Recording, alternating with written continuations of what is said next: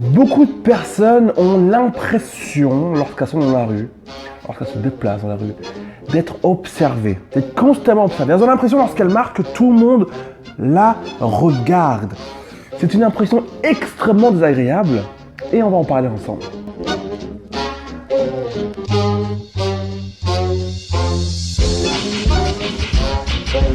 Bonjour à toutes, c'est les mails de nos semelles et je suis ravi de te retrouver, toi, ma chère follower qui me suit maintenant depuis quelques temps. Je te kiffe au passage. Et aujourd'hui, nous allons parler du regard des autres sur nous. J'aimerais partager avec toi une expérience que j'ai vécue en deux étapes. La première partie de l'expérience, je l'ai vécue lorsque j'étais beaucoup plus jeune. Je vais avoir une quinzaine d'années, il me semble. Et je me souviens que lorsque je marchais dans la rue, j'avais toujours cette impression que les gens me regardaient bizarrement. Si j'habitais dans le Texas, ça aurait été très certainement vrai, réel. Mais ce n'était pas le cas. Lorsque j'étais plus jeune, j'habitais en région parisienne, en banlieue parisienne. Tu sais, l'endroit dans la France où tu as des Noirs, des Arabes, des Chinois, des Russes, des Mexicains, des Espagnols, des Blancs, des trucs. Tout le monde est mélangé, c'est Happy New Year tous les jours. Donc, cette impression que j'avais que tout le monde me regardait comme ça, mes pieds, était fausse. Mais j'étais dans la capacité, clairement, de penser différemment. Dès que je sortais de chez moi, j'avais cette impression que tout le monde me regardait. Je me rappelais que je marchais sur le trottoir comme ça, et puis il y avait des voitures qui avançaient tout doucement à côté de moi, et j'avais l'impression que tout le monde me regardait de la tête aux pieds. Oh, regarde ces chaussures, c'est quoi ce pantalon bizarre? Mais c'est quoi ce pull? C'est complètement dingue. C'est une impression extrêmement désagréable et c'est dur, très dur de s'en défaire. Et j'ai parlé avec une amie il y a très peu de temps et qui me parlait exactement de la même chose. Sauf qu'elle n'a pas 15 ans. Elle a mon âge, elle a une trentaine d'années. Et du coup, je lui dis, écoute, on va essayer de faire quelque chose de très simple et tu vas me dire si ça a un impact, si ça fonctionne pour toi, parce que ça a fonctionné pour moi. Et ce que je vais vous apprendre aujourd'hui, eh bien ça a fonctionné pour moi. Et c'est fabuleux parce que ça a aussi fonctionné pour elle. Et elle a pu prendre conscience que non, te regarde pas. La première chose à faire, c'est que lorsque tu es dans la rue, tu as l'impression que tout le monde te regarde, quel est ton premier réflexe? Ton premier réflexe, c'est de dire, oh là là, tout le monde me regarde. Et du coup, tu regardes tes pieds. Tu regardes partout, sauf la personne ou les personnes qui sont censées t'observer, te regarder tes pieds. Donc tu regardes tes pieds. Et c'est la première erreur. La première chose à faire, c'est de contrer la mauvaise idée. Tu vas dedans, tu vas dans la mauvaise idée. Tu crois quelque chose, alors tu ouvres la porte et tu regardes si c'est vrai. Tu ne fuis pas. Tu ouvres la porte et tu regardes si c'est vrai. Que faire? Regarde les gens. Regarde les gens. Tu crois que les gens te regardent? Alors regarde-les aussi. Et c'est extraordinaire ce que tu vas comprendre instantanément. Mon ami marchait sur le trottoir et comme je viens de vous l'expliquer, des voitures la croisaient. Et elle avait cette impression que chaque personne, chaque conducteur avait les yeux posés sur elle. Je lui ai dit, regarde les gens, regarde-les. Qu'est-ce qui s'est passé? Eh bien, elle s'est mise à regarder les gens. Et elle s'est rendue compte que les gens, en fait, les mecs, les femmes, étaient dans leur voiture. Et qu'ils n'en avaient rien à faire d'elle. Absolument rien. Ils sont en train de penser à leurs femmes, à leurs enfants, à leur boulot, à leurs problèmes d'argent, à leur maîtresse, à leurs amants. Ils ont une vie, les gens. Ils ont une vie compliquée, les gens. Donc toi, sur ton petit trottoir, tu n'existes pas pour eux. Tu n'existes pas.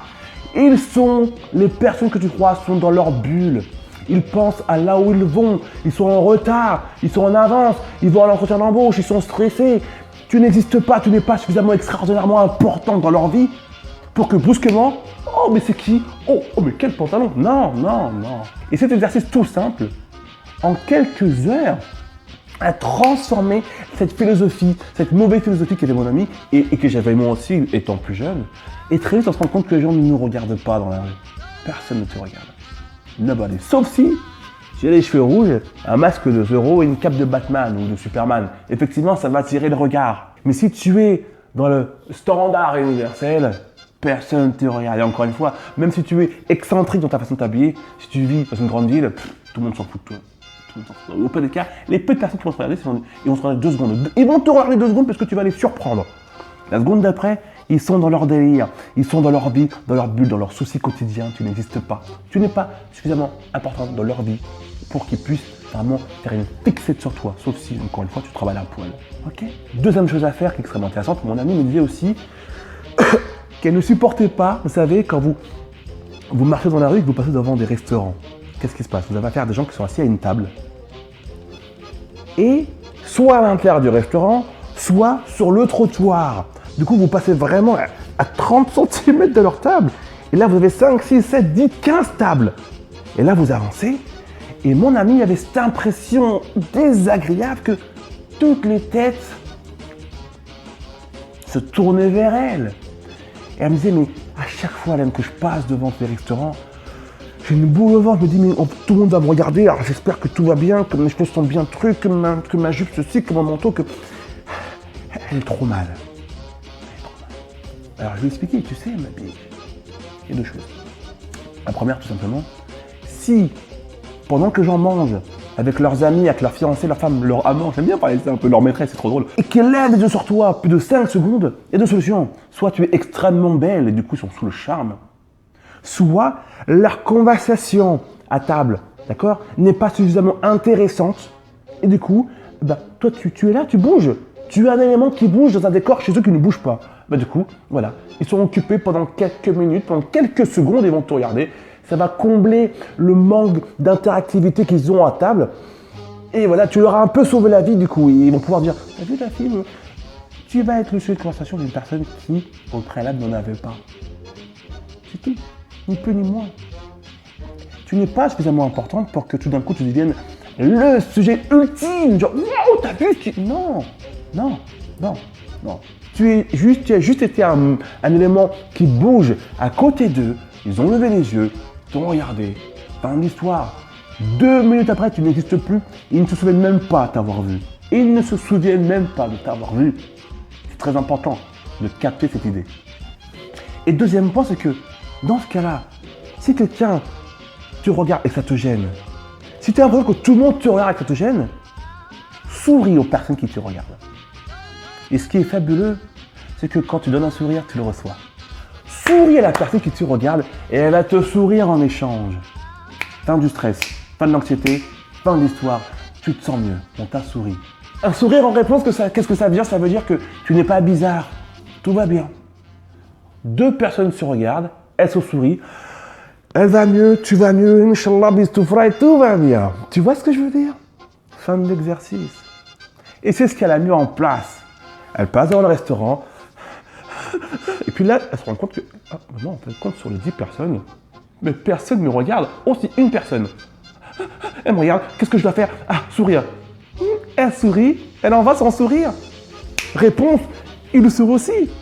Il est même gêné d'ailleurs, il est même plus gêné que toi, tu vois ce que je veux dire? Parce qu'il se rend compte que il est en train de te mater, le mec. Et qu'il te sourit, il est gêné. C'est plus toi la gênée. Tu comprends? Ce qui est intéressant dans ça, c'est qu'on se rend compte qu'on est tous pareils, en fait. On est tous pareils. On a toujours l'impression d'être toujours observé et puis par les autres, ce qui est faux. On a toujours l'impression de ne pas être assez bien par rapport aux autres, ce qui est faux. On a toujours l'impression d'être complètement différent du lot, de ne pas avoir sa place, ce qui est faux aussi. Personne ne nous regarde. Tout le monde est dans sa bulle. Et les peu de personnes qui te regardent, c'est parce que tu es là. Parce que tu existes, tu n'es pas un fantôme, tu n'es pas invisible. Tu bouges, tu es mouvante. Tu es peut-être aussi très charmante, très belle, donc on te regarde. Ni plus ni moins. Et si vraiment un regard te gêne, souris.